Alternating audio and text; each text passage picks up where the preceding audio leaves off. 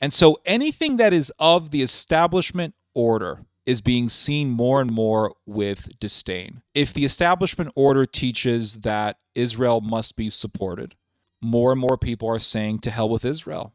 If the establishment order teaches that the Holocaust is a historical fact, more and more people are saying the Holocaust never happened. It's a sham. It's a scam. You have more and more people utilizing arguments such as, well, the Jews are evil and the Nazis were right to say that the Jews were evil. And proof of this can simply be pointed out by pointing to the Sackler family, because the Sackler family is Jewish, and the Sackler family became billionaires off of making Americans into drug addicts, all because of the greed of this Jewish family, the Sackler family. So maybe Hitler was right.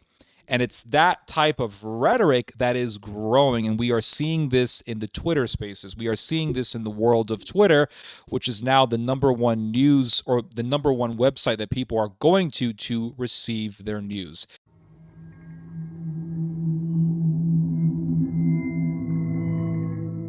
All right, everyone. So I want to talk to you guys about this article that I read, published by the New York Times, and it is about these big painkiller companies, these painkiller making companies, helping to really make a whole generation of addicts by having their drugs easily prescribed by doctors and thus making their drugs easily available to ordinary people.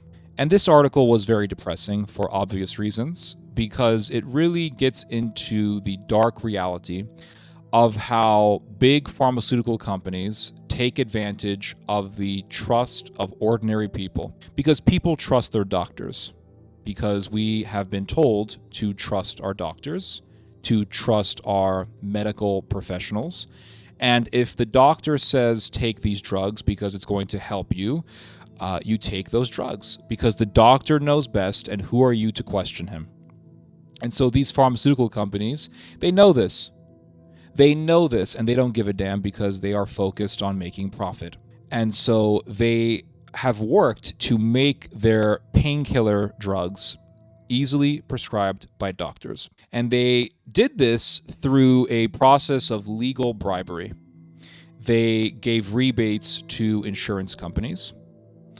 And they also gave rebates to what is known in the American medical industry as PBMs, or Pharmacy Benefit Managers. These are essentially middlemen companies that work in between the pharmaceutical companies and the health insurance companies. And what they do is they negotiate for discounts on prices for these drugs to make them cheaper to buy, because if these drugs are cheaper, that means more and more people are going to buy them, or more insurance companies are going to cover the cost to purchase these drugs. And what these PBMs do is they determine which drugs will be covered by health insurance companies. And so if you have a big pharmaceutical company, you are going to make sure that your drug is accepted by the PBMs, because if your drug is accepted by the PBMs, that means they're going to be covered by the health insurance companies, which means you are going to make profit. And so these big pharmaceutical companies like Purdue Pharma would give rebates to the PBMs. And if the health insurance companies said something like, well, we really don't like this particular drug because it's very dangerous, because it's very addictive, or we really don't want to cover this drug if doctors are going to prescribe it in high doses because it's very addictive, the PBMs would go to the health insurance companies and say, listen, this pharmaceutical company is giving us a big rebate. They're giving us a lot of rebates. And if you agree to cover the cost for this drug, you are going to get a cut of those rebates. You're going to get a cut of the profits. And you are going to make money. We're going to make money. The pharmaceutical company is going to make money. We're all going to make money. And who is going to suffer in the midst of all of this greed? It's the average, ordinary American who trusts his doctor and who takes the prescription, who accepts the prescription, and takes the drug and becomes addicted. And immense suffering has been going on because of this. And even now, even today, this opioid crisis is still going on. And there was a time when doctors would prescribe OxyContin, a very addictive painkiller made by Purdue Pharma. They would prescribe 1,000 OxyContin pills for a month. Now, who in the hell needs 1,000 of these pills for a month? So they would say, okay, here's your prescription. It's 1,000 OxyContin pills, and you are going to take these pills for a month. So for a whole month, you're taking 1,000 pills. And so what would happen? People would become addicts, and they would go back to their doctor to get more pills because at that point, they were addicts. And so this abuse has led to more abuses. Now, what am I talking about here? The abuse of the trust of the ordinary American has led to more abuse. Because who runs Purdue Pharma? It's the Sackler family. The Sackler family just so happens to be Jewish. And so people being addicted to OxyContin because of the Sackler family's greed has given the opportunity to Nazis, to opportunistic ideologues, to come out and say the Sackler family is Jewish, and these Jews have created an entire generation of American addicts. And this is proof that Jews are destructive to American society. And this is the reason as to why Hitler was right. And this is just one of numerous reasons that really vindicate Adolf Hitler. And so because people have been abused, people have become susceptible to opportunistic ideologues who preach this sort of rhetoric. And so people think, well, I know people in my family who are now opioid addicts because of the Sackler family, and the Sackler family is Jewish, and this has led me to read more about what Hitler wrote about, or this has led me to read more anti-Semitic literature, or I'm going onto Twitter and I'm reading all of this propaganda against the Jews, and it all makes sense to me, and Hitler was right, and then now I'm reading Mein Kampf, and before you know it, I'm just radicalized. And this is a phenomenon that is becoming more and more common. And it really ties into this international trend of people being anti-establishment. In fact, right now, the most popular position that you can take is to be anti-establishment.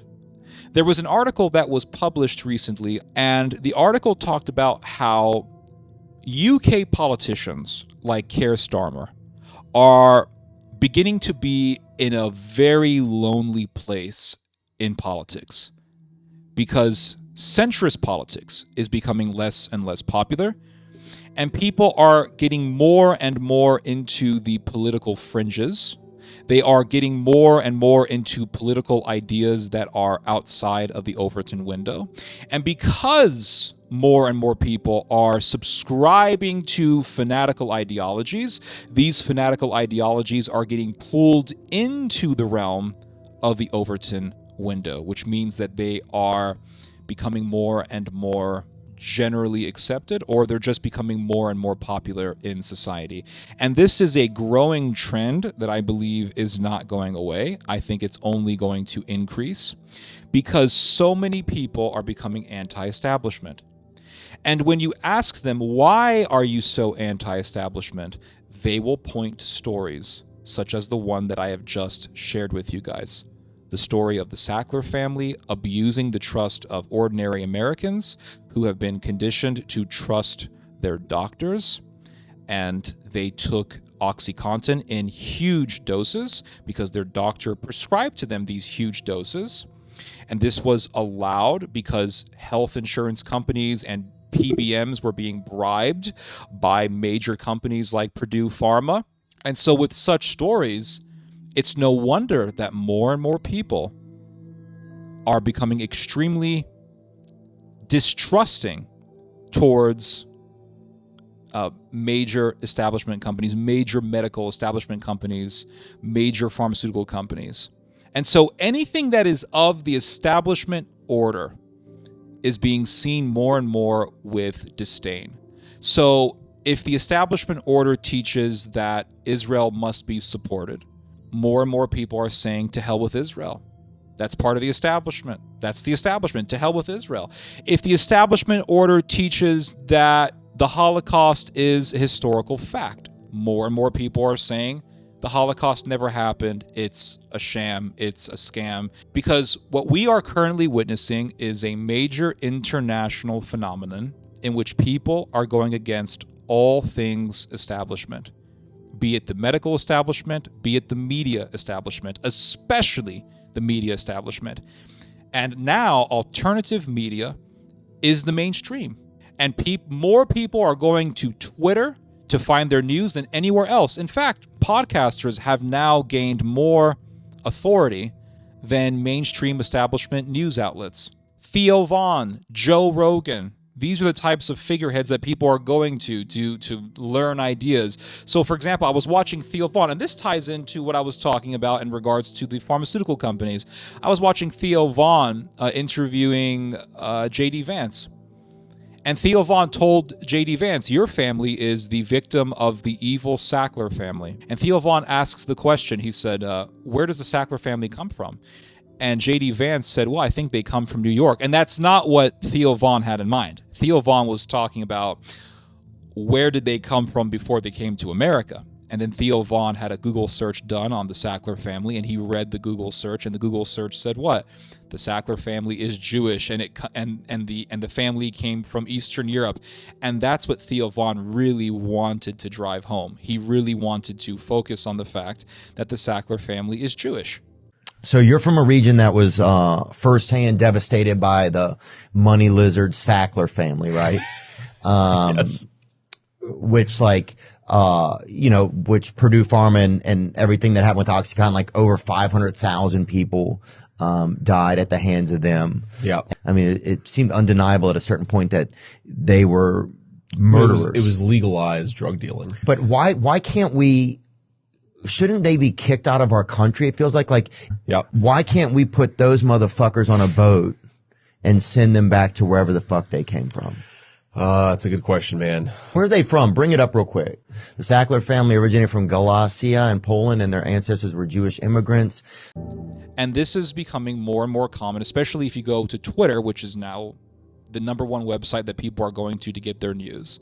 And people are using the story of the Sackler family to support Nazism, to advance anti-Semitism. And what this has led to in this shift against the establishment is really a return back to ideologies once believed to be confined to the realm of the past. And you have more and more people utilizing arguments such as, well, the Jews are evil and the Nazis were right to say that the Jews were evil, and proof of this can simply be pointed out by pointing to the Sackler family, because the Sackler family is Jewish, and the Sackler family became billionaires off of making Americans into drug addicts, and they were legally bribing health insurance companies and PBMs to make their drug more easily prescribed, and these poor Americans believed their doctor, they trusted their doctor, and they received these pills and they became addicts, all because of the greed of this Jewish family, the Sackler family. So maybe Hitler was right. And it's that type of rhetoric that is growing, and we are seeing this in the Twitter spaces. We are seeing this in the world of Twitter, which is now the number one news or the number one website that people are going to receive their news. And I fear that this trend is only growing, and it's going to widen, it's going to swell, and it's going to make the world really just a darker place. But this is really an example of a vicious cycle in which abuses lead to more abuses. The Sackler family abused the trust of ordinary Americans, and this enraged, understandably so, this enraged ordinary Americans, and this has led to people becoming curious about anti-Semitic beliefs, because people become so disillusioned with the establishment. In this case, it would be the medical establishment. And so they look to other places, or they become curious about dangerous ideas, and they become susceptible to the influence of insidious and dangerous ideologues who come along and whisper into these people's ears and say, well, maybe Hitler was right. You are the victim of the Sackler family, or maybe members of your family are victims of the Sackler family. Well, let me tell you, it's because the Sackler family is Jewish, and Jews are greedy, and Jews will try to get profit by any means necessary, even if it means Americans becoming drug addicts, even if it means America having a huge major opioid epidemic. It doesn't matter as long as we make profit. And people will say that this is the nature of Jews, and this is why Jews are dangerous to society. This is why Jews are destructive to society, and this is why Hitler was right. And so this is what I'm talking about. This is a vicious cycle that leads to more viciousness, and I'm afraid this trend is only going to get bigger. Anyway, you guys just heard some theology. God bless.